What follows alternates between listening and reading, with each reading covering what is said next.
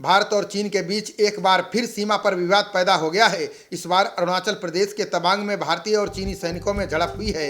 इस झड़प में 30 सैनिकों के घायल होने की खबर है। वहीं इस मुद्दे को लेकर संसद में जमकर हंगामा हुआ। रक्षा मंत्री राजनाथ सिंह ने हंगामे के बीच बताया कि इस हमले में हमारा ना तो कोई जवान गंभीर रूप से घायल हुआ और ना ही कोई जवान शहीद हुआ है। 9 दिसंबर की रात में भारत और चीनी सैनिकों में झड़प हुई थी। दोनों देशों के सैनिकों के बीच झड़प के साथ पत्थरबाजी भी हुई।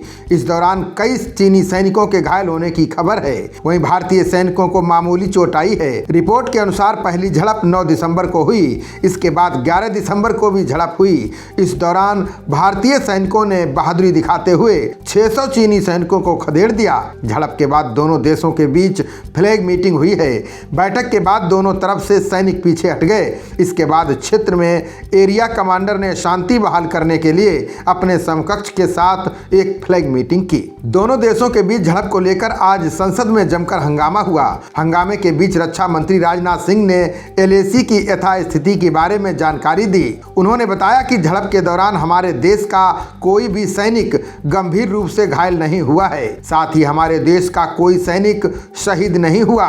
वहीं हंगामा कर रहे सांसदों को लोकसभा अध्यक्ष ने नसीहत दी कि सभी माननीय सांसद सेना के शौर्य और पराक्रम की मिलकर प्रशंसा करें। माना जा रहा है कि अरुणाचल प्रदेश में भारत की ओर से कराए जा रहे निर्माण कार्य की वजह से चीन बौखलाया हुआ है।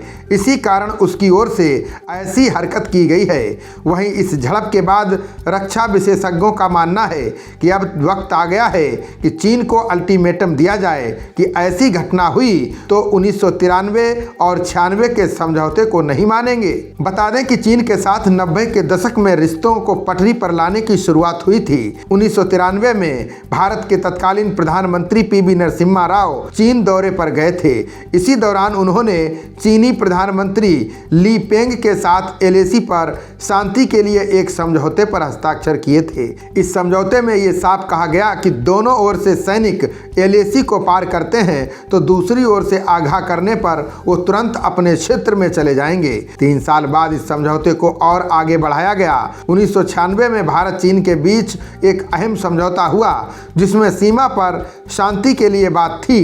तत्कालीन चीनी राष्ट्रपति जियांग जेमिन और भारत के तत्कालीन PM HD देवगौड़ा के बीच LAC पर भरोसा बनाने के लिए हस्ताक्षर हुए। अब सवाल उठता है कि आखिर चीन बार बार नॉर्थ ईस्ट के इलाके को क्यों टारगेट कर रहा है। बता दें कि पिछले कुछ समय से अरुणाचल प्रदेश में केंद्र सरकार लगातार इंफ्रास्ट्रक्चर को मजबूत कर रही है। 40,000 करोड़ से हाईवे का निर्माण हो रहा है। चीन को ये बात खटक रही है, इसलिए भी उसकी नज़र नॉर्थ ईस्ट पर है।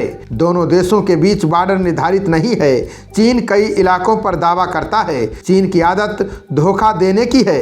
वो भारत की तैयारी से बौखलाया हुआ है। यही वजह है कि चीन की ओर से ये कोशिश हुई। हालांकि ये उसकी सोची समझी चाल भी हो सकती है, क्योंकि एक साथ 300 सैनिक नहीं आ सकते। खबरों का सिलसिला जारी रहेगा। देखते रहिए जनप्रवाद। नमस्कार।